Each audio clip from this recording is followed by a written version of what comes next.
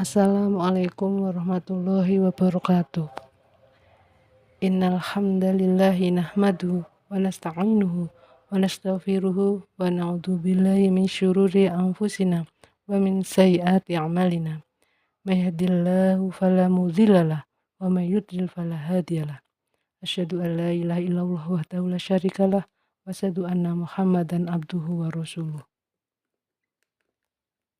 Alhamdulillahirabbil alamin. Alhamdulillahirabbil alamin. Segala puji hanya untuk Rob semesta alam. Marilah senantiasa kita panjatkan puji syukur kita kepada Allah Subhanahu wa Ta'ala yang telah melimpahkan rahmatnya kepada kita, dan kita juga selalu berharap mendapatkan petunjuk dan bimbingannya dalam mengarungi kehidupan sehari-hari kita.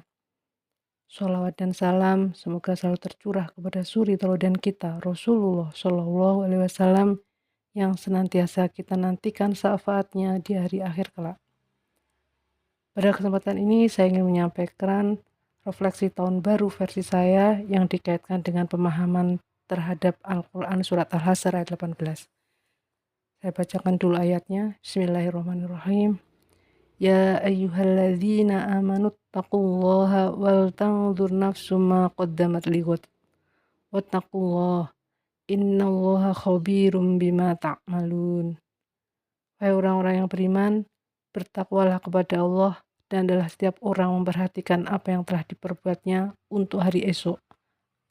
Dan bertakwalah kepada Allah, sungguh Allah Maha teliti terhadap apa yang kamu kerjakan. Dalam tafsir Ibnu Katsir dijelaskan tentang ayat ini, Ya ayyuhalladzina amanu taqullaha. Hai orang-orang yang beriman, bertakwalah kepada Allah. Ini adalah perintah untuk bertakwa kepada Allah yang pengertiannya mencakup mengerjakan apa yang diperintahkan olehnya dan meninggalkan apa yang dilarang olehnya. Selanjutnya, wal tanzur nafsu ma qaddamat lighad, dan hendaklah setiap diri memperhatikan apa yang telah diperbuatnya untuk hari esok, yaitu akhirat.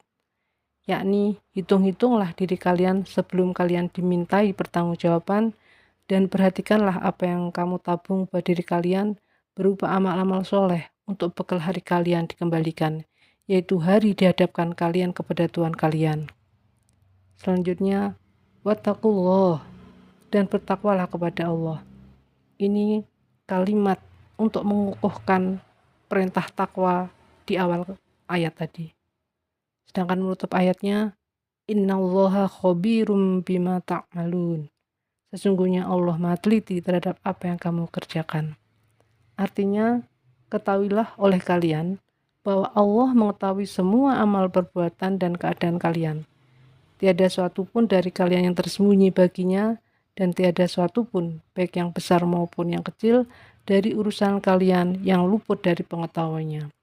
Maka disebutkan dalam ayat ini bahwa Allah Subhanahu wa Ta'ala Maha teliti terhadap yang kita kerjakan, bukan hanya Maha tahu terhadap apa yang kita kerjakan.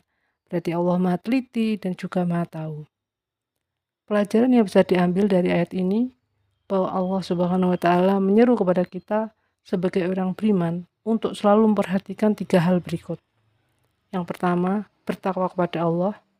Yang kedua, memikirkan akhirat. Yang ketiga, bahwa Allah Maha teliti terhadap perbuatan kita. 3 hal ini harus selalu menjadi isu utama dalam keseharian orang-orang beriman. Harus menjadi isu utama dalam keseharian kita.